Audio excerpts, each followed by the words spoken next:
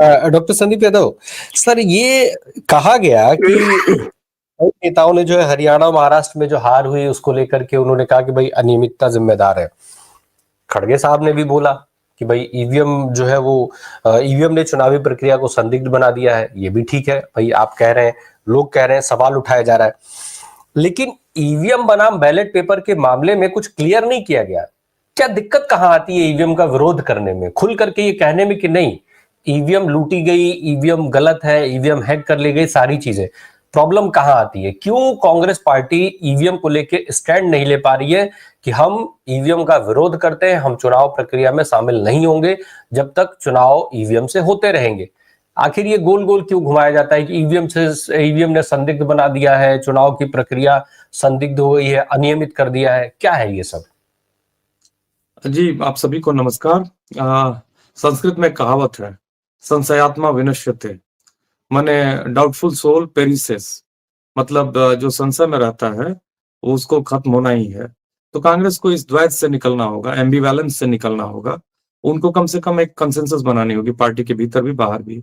जहां आपको लगता है कि डाउट है तो आपको गंभीर होना होगा। जब आपको लगता है कि आपकी ईवीएम जो है वो फॉल्टी है या प्रॉब्लमेटिक है, तो आप सीधा एक आंदोलन करिए। और सरकार आपको आंदोलन भी नहीं करने देगी तो आप सड़क पे आइए, अपने कार्यकर्ताओं को एक्टिवेट करिए और आप उसको लेके आंदोलन बनाइए और आंदोलन से आप उसको हटवाइए, बैलेट पे करवाइए। भारत सरकार का जितना ईवीएम में खर्चा होता है उतना ही बैलेट पर होगा, उससे ज्यादा नहीं होगा, बस रिजल्ट आने में देरी होगी।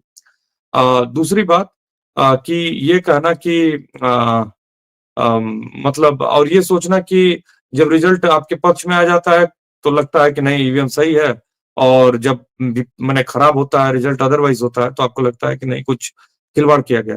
वैसे खिलवाड़ तो बहुत ही गंभीर हो रहा है, क्योंकि भारत के जो चुनाव में अभी ये नया ट्रेंड चल गया है कि पोलिंग के बाद जो डेटा आता है वो अलग आता है और रिवाइज जो डेटा आता है वो अलग आता है। ये आश्चर्यजनक है, ये भारत में कभी नहीं होता था और ये अद्भुत एक परंपरा की शुरुआत हुई है। और उस पर उन्होंने जो चीफ इलेक्शन कमीशन रह चुके हैं, उनका नाम मैं भूल रहा हूँ, उन्होंने बड़ा बेहतरीन एक लेख लिखा और उनके वीडियोस भी वायरल हो रहे हैं, उसको सुनना चाहिए।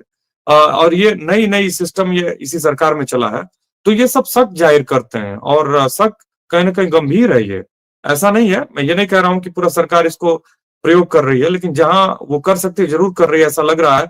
हमने देखा कि उनके लोग हैं, अनिल मसीह हैं, और ऐसे अगर मैं कह रहा हूं तो एकदम इस तरह से हवा में नहीं कह रहा हूं, अनिल मसीह का वीडियो देखा है हमने कि कैसे उन्होंने मैनिपुलेट किया। तो ईवीएम भी हो सकते हैं, लोग भी हो सकते हैं, सिस्टम भी हो सकता है, क्योंकि अभी इसी चुनाव में देख लीजिए, उपचुनाव हुए हैं, कई चुनाव हुए हैं राज्यों के, जहां जहां उनकी सरकार नहीं है वहां वहां वो हारे हैं, जहां जहां सरकार है वहीं वो जीते हैं, उपचुनाव में भी। अब देखिए, वो तो हो ही गया एक पक्ष। दूसरा पहलू है उत्तर प्रदेश में जो चुनाव हुए वो भी एक विचित्र बात कहते हैं। उपचुनाव जो भारत अभी 21वीं शताब्दी में है और लोगों को वोट नहीं डालने दिया गया। कोई रिवॉल्वर दिखा रहा है पुलिस वाला, रिवॉल्वर चोर को दिखाना है, उचक्के को दिखाना है, और वो तो मतलब लोगों का बलात्कार कर रहे हैं। अब आपको जान के आश्चर्य होगा, कल एक खबर आई उत्तर प्रदेश से कि उत्तर प्रदेश में एसपी रहे चंदौली के कोई कुमार हैं, और 4 पुलिस के सब इंस्पेक्टर और सिपाही पर केस हो गया है। मालूम है ये केस क्या है? बड़ा इंटरेस्टिंग है। एक्चुअली बनारस से सटा हुआ जिला है चंदौली, और चंदौली अपनी सीमा बिहार से शेयर करता है, और वहां पे यूपी और बिहार का बॉर्डर का एक बहुत बड़ा चौकी है इंपॉर्टेंट, जो जीटी रोड पे है, सैयद राजा, जहां से करोड़ों रुपए की माल का आना जाना होता है महीने में। और बताते हैं कि बहुत ही वो जबरदस्त प्लम पोस्टिंग है। और अनिल सिंह नाम का एक कांस्टेबल था 2022 में, जिसने आरोप लगाया अपने तत्कालीन एसपी पर कि यहाँ करप्शन हो रहा है, और वो उसने उनके खिलाफ कंप्लेंट की कोर्ट में। और फिर इन लोगों ने क्या किया, वो रहने वाला नंदगंज के पास गाजीपुर जिले का था। एसपी साहब आए और उनके साथ 4-5 पुलिस वाले उसको बकायदे किडनैप किया और ले आके खूब मारा 2-3 दिन जबरदस्त। फिर उसके खिलाफ तमाम तरह की धाराएं लगाकर और आरोप लगाकर उसको बंद कर दिया। बाद में जब उस पर सुनवाई हुई है तो कोर्ट ने कहा है कि एसपी साहब और इनको गिरफ्तार किया जाए, 4 पुलिस वाले हैं। तो ये हालत है पुलिस का। और पुलिस जो है वोटर्स को रिवॉल्वर चला रही है, वोट नहीं दे पाए हैं लोग जो मिलने आ रहे थे अखिलेश यादव से, कुंदरकी से चुनाव हो जाने के बाद उनको भी मिलने नहीं दिया गया। तो मेरा कहने का मतलब है कि उत्तर प्रदेश में तो नया एक सिस्टम चल रहा है। तो उसी तरह से अब देखिए, कांग्रेस चाहे समाजवादी पार्टी चाहे इंडिया गठबंधन के जो घटक दल हैं, वो कहाँ है इन मुद्दों पर? क्या ये मुद्दा नहीं बनना चाहिए था कि लोगों को 21वीं शताब्दी में, अभी के भारत में वोट नहीं डालने दिया जा रहा? माइनॉरिटी ऐसी भी कोई छोटी मोटी माइनॉरिटी नहीं है। 14-15%, 16% की आबादी, उत्तर प्रदेश में 17-18% की आबादी है, 19% की आबादी है मुसलमानों की। इतनी बड़ी आबादी को आप डरा रहे हो, धमका रहे हो, वोट नहीं डालने दे रहे हो, ये कौन सा युग है भाई? तो ये तो बहुत बड़ा मुद्दा होना चाहिए था। और दूसरा, आप देखिए ना, हर जगह मुद्दे हैं, पूरा कियोस है। महाराष्ट्र में जिस तरह की बातें नांदेड़ में आ रही हैं, जिस तरह की बातें वो जो महाराष्ट्र नवनिर्माण सेना का राजेश येरुलकर है, या फिर जिस तरह के गांव से वीडियोज आ रहे हैं कि 70% लोगों ने कांग्रेस को वोट दिया। संदीप सर, ये मुद्दे तो समाज से जुड़े हुए सामाजिक मुद्दे हैं, लोगों से जुड़े हुए मुद्दे हैं जिनको पार्टियों को उठाना चाहिए। सर, मैं अगर बात करूं, कांग्रेस पार्टी की बात हो रही है, सीडब्ल्यूसी की बात हो रही है, वो अपने ही मुद्दे नहीं उठा पाते हैं। जब जो व्यक्ति अपने मुद्दे नहीं उठा पा रहा हो, वो समाज के मुद्दे कैसे उठा पाएगा? लोग कैसे भरोसा करेंगे तुम हमारे लिए भी लड़ पाओगे? आपने ठीक कहा कि मुझे ठीक किया कि मुझे रोक दिया, मैं थोड़ा सा लंबी भूमिका से। देखिए, उसका मुख्य मामला क्या है कि देखिए, जैसे कमलनाथ हुए, जैसे विक्रमादित्य हुए हिमाचल प्रदेश में, जो भी पार्टी लाइन से इधर उधर जाता है, चाहे वो हुड्डास है, आपको उनको टाटा बाय बाय कहना होगा, उनको विदा करना होगा, कड़े निर्णय लेने होंगे। इस तरह से पार्टी नहीं चलती है कि आपकी विचारधारा कुछ और है और वो कर कुछ और रहे हैं। साफ्ट हिंदुत्व और तमाम, देखिए, नेता पैदा हो सकते हैं, पार्टी एक संस्थान है राम प्रकाश जी, और जो भी उसके कर्ता धर्ता हैं, उनको ये ध्यान रखना चाहिए कि व्यक्ति, ठीक है, व्यक्ति जब बहुत बड़ा हो जाता है तो किसी भी पार्टी के लिए थ्रेट होता है, मुश्किलें होती हैं, लेकिन पार्टी एक बहुत बड़ा संस्थान है और संस्थान कभी व्यक्तियों का मोहताज नहीं होता है।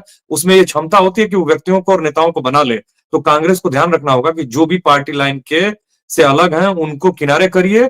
पार्टी की आइडियोलॉजी और पार्टी की फंक्शनिंग में तादाद में रहना चाहिए, एक रूपता रहनी चाहिए, तभी पार्टी सक्सेस को चख पाएगी, सक्सेस की तरफ जाएगी।